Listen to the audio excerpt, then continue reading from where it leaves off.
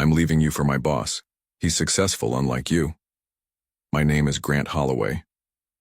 At 45, I'd spent 15 years building a career as a financial advisor at Veltri Dynamics in Denver, Colorado. I specialized in high-net-worth portfolios, quiet, methodical work that most people, including my wife Melanie, found boring. The call came on a Tuesday evening in March. Melanie was supposedly at a pharmaceutical sales conference in Miami. I was in our kitchen reviewing client documents when my phone lit up with her name. "I need to tell you something," she said, her voice oddly calm. "I'm not coming home." I set down my pen. "What's going on?" "I've met someone. It's been happening for a while." Her voice had that practiced quality she used with difficult clients. "It's Russell, my boss." I said nothing, just listened to her breathe through the phone. "He understands me. He sees my potential." She paused, then twisted the knife.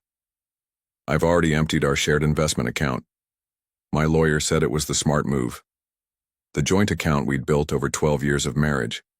The one she rarely checked, but enjoyed the benefits of." "I understand," I said quietly. "That's it? You understand?" Her voice cracked slightly, the first genuine emotion in the conversation. "Take care, Melanie." I ended the call and set my phone face down on the counter. Then I opened my laptop and logged into our financial portal. She'd initiated a transfer all right, $212,000 from what she thought was our main investment fund. What appeared on my screen confirmed what I already knew. The transfer was pending approval. My approval. I closed the laptop without taking action. 6 months earlier, I'd noticed the first signs. Weekend conferences that didn't appear on her company calendar. Dinner charges in downtown Denver on nights she was supposedly out of town. A missed call from Russell at 11 p.m. that she scrambled to explain away. Being a numbers guy has its advantages. You notice patterns. You plan ahead. 3 months ago, I'd restructured our accounts, creating a new joint account with a modest balance while quietly moving our real assets into a separate trust. The paperwork sat in my desk drawer, signed by Melanie without her ever reading the details. She'd been too busy texting under the table. The system was working exactly as designed. The withdrawal she'd initiated required dual authentication for amounts over $10,000, a safeguard I'd specifically requested. Tomorrow morning she'd discover what pending really meant. Melanie and I met 17 years ago at a financial conference in Chicago. She worked for Lunara Ventures Pharmaceuticals, a rising company with a promising pipeline of drugs. She was ambitious, sharp, and knew how to work a room. I was quiet, analytical, and noticed details others missed. We balanced each other. When we married 2 years later, we mapped out our future with the same precision I used for my clients' portfolios. Weekend hikes in the mountains, dinner parties with colleagues, a schedule for building our investment accounts, children by year 5. But the children never came. After 3 years of trying, the doctor's verdict was delivered in his sterile office. My low sperm count made natural conception unlikely. Melanie cried in the car afterward. I held her hand and promised we'd explore other options. We never did. Instead, she threw herself into her career. More conferences, more client dinners, more late nights. I focused on growing my client list at Veltri, building a reputation for steady, unflashy returns that outlasted market volatility. Our home became a way station between her trips and my long hours at the office. The first real crack appeared 3 years ago. I'd planned a weekend in Aspen for our anniversary. When I told her, she hesitated before saying she'd already committed to a sales retreat that same weekend. "I can't just cancel, Grant. This is with the executive team." I went alone and hiked the trails we'd once enjoyed together. When she called that night, I could hear laughter and music in the background. More cracks followed. Separate vacations became normal. Conversations shortened to logistics about the house or bills. Physical intimacy dwindled to occasional perfunctory encounters that felt like items checked off a list. Then came Russell Phillips, her new regional director. Suddenly, Melanie was volunteering for every committee, every conference, every special project that might cross his desk. He values my input, she'd say. He thinks I'm being wasted in my current role. I noticed the change in her texts and emails, always keeping her phone face down, stepping outside for calls, password protecting folders on her laptop. Classic signs I'd seen in other failing marriages but never expected in my own. I didn't confront her. Instead, I watched, counted, and quietly prepared, and I documented the patterns in a spreadsheet. Dates of mysterious charges, locations that didn't match her stated itinerary, withdrawals from our accounts that exceeded our agreed spending limits. When she left her email open one morning, and I saw the hotel confirmation for a room in her name and Russell's, I didn't say a word. I simply adjusted my plans. The morning after her call, I sat in my home office, staring at the transfer request still blinking on my screen. $212,000 pending approval. With one click, I could deny it. With another, I could approve it and watch her walk away with nearly everything I had built. I did neither. Instead, I pulled the folder I'd prepared 3 months earlier. Inside was the complete documentation of our financial restructuring. The new trust in my name alone contained $870,000, the bulk of our investments, now legally separated from the joint account she thought she'd emptied. The doorbell rang. On my porch stood Vanessa, Melanie's closest friend and colleague at Lunara. Her face was tight, uncomfortable. "Can I come in?" I stepped aside, leading her to the kitchen where I poured coffee neither of us would drink. "She told me to come get some of her things," Vanessa said, clutching her purse strap. "She's not coming back, Grant." "I know." Vanessa's eyes wouldn't meet mine. "She asked me to get her jewelry box from the bedroom. And her winter clothes." "You know about Russell," I said. "Not a question." Vanessa flinched. I tried to talk her out of it, but she wouldn't listen. "How long?" 8 months, maybe longer. She finally looked at me. "I'm sorry." 8 months. Nearly a year of lies, all while she slept beside me, discussed house renovations, planned holidays. "The jewelry's in the safe," I said. "She knows the combination. Always has." Vanessa didn't move. She also wanted me to check if her transfer went through. There it was, the real reason for the visit. Not clothes or jewelry, but money. I opened my laptop, turned it so she could see the screen. "Pending approval," I said quietly. "Dual authentication for amounts over $10,000. It's in our agreement." "She'll be furious," Vanessa whispered. "That's her choice." After Vanessa left with a suitcase of designer clothes but no financial confirmation, I drove to my office at Veltri. The familiar routine of client calls and portfolio reviews felt suddenly hollow. At lunch, I walked to my bank and initiated the next phase of my plan. By 3 o'clock, my phone had 7 missed calls from Melanie. I ignored them all and drove to my lawyer's office.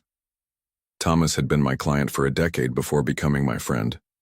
He reviewed the documents I'd brought, bank statements showing Melanie's attempted withdrawal, credit card records revealing doubled expenses in cities that matched her boss's travel itinerary, hotel confirmations sent to her personal email. "This is more than enough," Thomas said, sliding the papers into a folder. "We'll file first thing tomorrow: financial misconduct, marital abandonment. Colorado doesn't require fault for divorce, but these will matter for the financial settlement." I nodded, feeling a strange hollowness where rage should have been. This wasn't about revenge. It was about mathematics. Every action has consequences, a principle I'd built my career on. "She thinks she emptied our accounts," I said. "Let her keep thinking that for now." 3 days passed without me answering Melanie's increasingly frantic calls. On the 4th day, I returned home to find her standing in our living room. She'd used her key, the one she hadn't bothered to leave behind when she declared our marriage over. "What did you do?" she demanded, her carefully applied makeup contrasting with the wildness in her eyes. "The money is gone." I set my briefcase down calmly. "No, Melanie, the money isn't gone. It's exactly where it's supposed to be." She thrust her phone at me, showing the bank's message. "Transfer denied. Dual authorization required." "Fix this," she said. "Now." I walked past her to the kitchen, poured a glass of water. We need to talk about the divorce. Divorce? I haven't even... She stopped herself. I meant to discuss that after I got settled. After you took the money, I clarified. Her face hardened. Half of that money is mine. I earned it. Did Russell tell you that? I asked quietly. The color drained from her face.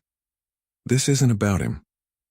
It's about trust, Melanie, and legally binding financial agreements. She changed tactics, her voice softening. I was emotional. I didn't mean to end things like that. We should talk about this properly.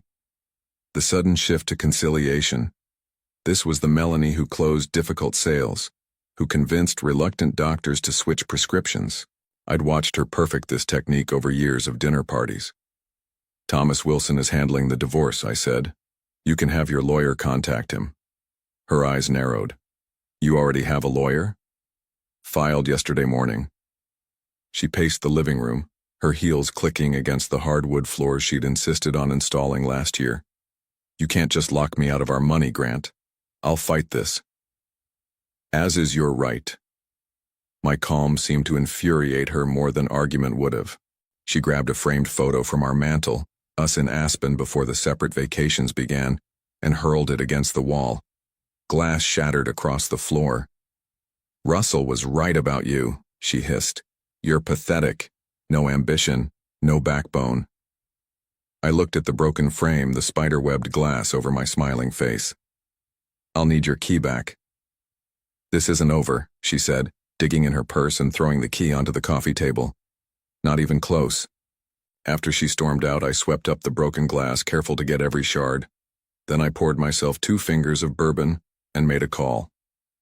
She came to the house, I told Thomas. Expected, he said. The bank notified her about the transfer rejection? Yes, she wants access to our money. Thomas chuckled. Good luck with that. The trust is ironclad. The next morning, my assistant at Veltri placed a letter on my desk. From Melanie's lawyer, Carlton Hayes. The firm's letterhead showcased downtown offices and 3 named partners. The letter demanded immediate release of jointly held marital assets and threatened legal action for financial abuse and restraint of rightful access to shared property. I scanned to the bottom, noting that Russell Phillips was copied on the correspondence.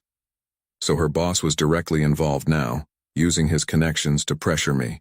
That afternoon, Thomas filed our amended divorce petition, adding documentation of Melanie's attempt to empty the accounts without consultation, along with a request for a temporary restraining order preventing her from entering our home again. They think you're the weak one, Thomas said over the phone. That's good. Let them underestimate you. I didn't respond to the lawyer's letter. Instead, I waited for their next move, knowing they'd only strengthen my position with each aggressive step. In financial planning, patience is more than a virtue. It's a strategy. 2 weeks later, I received a text from an unknown number. Coffee? Important information about M. Fairvale Cafe, 2 p.m. today. Curiosity overcame caution. At the appointed time, I sat in the back corner of the cafe watching the door. 10 minutes later, a woman in a tailored suit entered, scanning the room until she spotted me. Jessica Harlow, Lunara's HR director. We'd met at company functions over the years, exchanged pleasantries about market trends and Denver's weather. Now she sat across from me, ordered nothing, and placed a thumb drive on the table. I can't be seen with you, she said quietly. This conversation never happened. What's on the drive? Emails, between Russell and Melanie, going back 14 months. I kept my expression neutral. Why are you doing this? She glanced around before answering. Russell's done this before, 3 times that I know of. Pursues married women who report to him, convinces them to leave their husbands, promises promotions. Once they've burned their bridges, he discards them. And Lunara allows this? Jessica's mouth tightened. His father sits on the board, but there's more at stake now.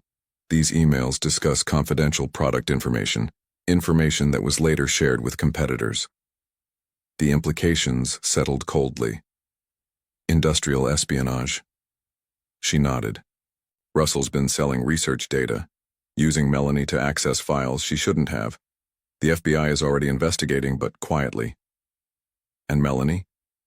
Either complicit or manipulated. I don't know which. Jessica stood. I should go. Use that information however you need to. After she left, I ordered coffee and plugged the drive into my laptop.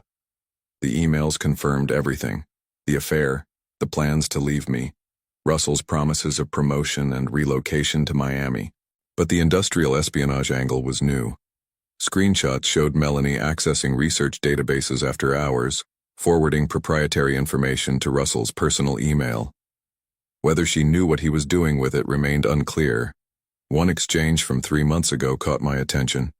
Russell, once you're free from the accountant, we'll move forward with everything. Miami office, director title, the works. Melanie, what about his financial expertise? Could be useful. Russell, trust me, we don't need him. Just get what you can from the accounts and we'll handle the rest. They'd planned to use me, then discard me. And Melanie had considered leveraging my financial knowledge before Russell dismissed the idea. I copied the files, then drove directly to Thomas's office. He reviewed the emails while I stared out his window at the mountains in the distance. This changes things, he said finally. The industrial espionage angle could trigger criminal charges. I don't want her in prison, I said, surprising myself with the realization. I just want out. Then we use this as leverage. She backs off the financial claims, signs the divorce agreement on our terms, and we don't share this with the FBI. And Russell? Thomas raised an eyebrow. You still care what happens to him? No, I said, but I care what happens next. That evening, I received a formal settlement offer from Melanie's lawyer. She wanted 60% of all marital assets, the house, and ongoing alimony. I forwarded it to Thomas with a single line, time to use the thumb drive. The next day, Thomas sent a counter-proposal. Melanie would relinquish all claims to the trust, accept a one-time settlement of $50,000, and sign a non-disclosure agreement about both the marriage and her activities at Lunara. Attached was a single email from the thumb drive, enough to demonstrate what we had, not enough to show our full hand. Her lawyer's response came within hours. We need to meet. The meeting was set for Thomas's office. I arrived early, reviewed our strategy, and waited in the conference room. When Melanie entered with her lawyer Carlton Hayes, she wouldn't meet my eyes. Hayes, a silver-haired man with an expensive suit and practiced smile, spoke first. We appreciate your willingness to discuss a reasonable settlement. Thomas slid copies of our proposal across the table. Our terms are non-negotiable. Hayes scanned the document, his smile fading. This is absurd. Your client is offering practically nothing. My client is offering silence, Thomas countered, which, given the circumstances, is quite valuable. Melanie finally looked at me, her expression a mixture of anger and fear. You're blackmailing me. No, I said quietly. I'm protecting myself. Thomas opened a folder and removed printed copies of selected emails. He placed them precisely before Hayes, who read them with growing discomfort. These are private communications, he objected. These are evidence of corporate espionage, Thomas corrected, which federal prosecutors would find extremely interesting. Melanie's composure cracked. You don't understand. Russell said it was just market research, nothing illegal. Yet you accessed secure databases after hours and forwarded confidential information to his personal email, I said. Hayes leaned toward Melanie, whispering urgently. She shook her head several times before he turned back to us. We need to confer privately. Thomas nodded. Take all the time you need. The FBI certainly will. They left the room, and Thomas gave me an approving nod. You're holding up well. This isn't how I expected my marriage to end, I admitted. 20 minutes later, they returned. Hayes looked resigned. My client is prepared to accept your terms, with one modification. She wants assurance that you won't forward these emails to Lunara or any law enforcement agency. Thomas looked at me. I considered Melanie, sitting across from me, the woman I'd once built a life with. Whatever she'd done, sending her to prison wouldn't undo the betrayal. Agreed, I said. Provided the agreement is signed today and the divorce processed without further contest. Hayes nodded. We'll need to review the final language. Already prepared, Thomas said, producing the documents. 2 hours later, it was done. Melanie signed away her claims to our assets in exchange for $50,000 and my silence. The house would be sold, with proceeds going to my trust. No alimony, no further contact. As she stood to leave, Melanie paused. Was any of it real for you? The question caught me off guard. All of it was real for me, I answered truthfully. That was the difference between us. After they left, Thomas shook my hand. Congratulations. You'll be officially divorced in 90 days. I nodded, feeling hollow despite the victory. What about Russell? Not our problem, Thomas started, but stopped when he saw my expression. What are you thinking? That Lunara deserves to know what kind of man they have running their sales department. I tapped the thumb drive. Even if Melanie gets immunity. Thomas considered this. Technically, our agreement only prevents you from reporting this. It doesn't cover anonymous tips. That evening, I created a new email account and carefully selected key documents from the thumb drive. Only those showing Russell's actions, nothing incriminating Melanie directly. I sent them to Lunara's CEO, board members, and compliance department, then permanently deleted the account. 3 days later, the business section of the Denver Post ran a small article. Pharmaceutical executive resigns amid internal investigation. Russell Phillips had left Lunara Ventures effective immediately. No official reason was given. Melanie texted me once. I know it was you. I didn't respond. Some equations balance themselves. 6 weeks later, I sat in my lawyer's office, signing the final divorce papers. Thomas handed me a copy of Melanie's new employment agreement, secured through his network of corporate contacts. She'd taken a position with a small pharmaceutical distributor in Phoenix. Entry-level sales, significant pay cut, no corner office.